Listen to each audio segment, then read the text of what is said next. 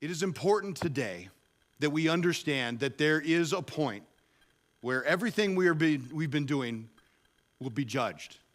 It's coming. That day is going to happen. There will be a point when Jesus returns and justice will have its place. Now, with Christ, we can welcome that date whenever it is because he's promised to protect those who have put their trust in him. But all of us still get to fear that date at the same time because on that date, there will be no hiding. And if we're not in a relationship with Jesus Christ, there will be no coverage. And this is the urgency that goes with it. So what does this mean to us in a practical sense? Well, in terms of yourself, I would say that we need to tend to some stuff, right? We are all carrying the scars of sin. Each and every one of us are. And we are vulnerable to the chaos of any coming storm that's leaking through our roof. Our hope is to surrender ourselves to the transforming love of Jesus.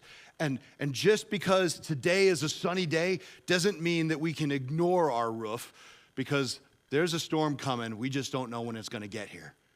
So we need to take that seriously because if we ignore our issues, they don't just go away, they get worse.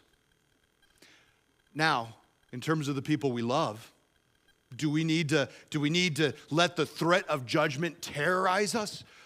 I don't think so. We need to be mindful, but we shouldn't be terrorized by it. We want the people of God we want the people God has brought into our lives to know his hope and his peace, and we definitely want that more sooner than later, but we're not supposed to be running around chasing people with the stick of judgment.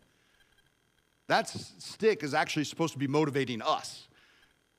For those who haven't yet heard the gospel, don't hit them with a stick. Give them a carrot. Give them food. Give them nourishment. Give them hope. That's what should be motivating us. An opportunity to go bring hope into other people's lives.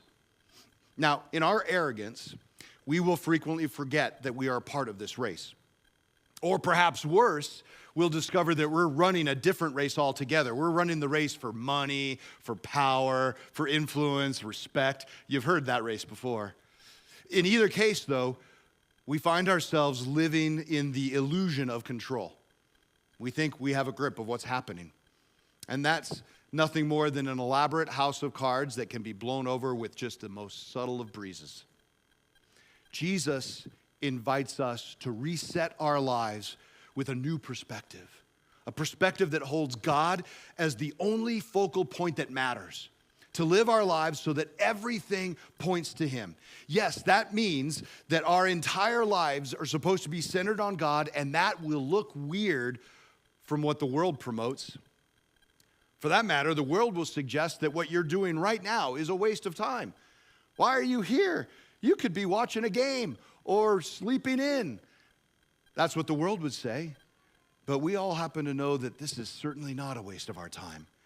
Jesus would have you know that this time is time well spent. When we gather together to acknowledge God's presence, then we are doing that work of being reflective and intentional about our relationship with God and our call to join him in the mission of sharing his hope with the world around us.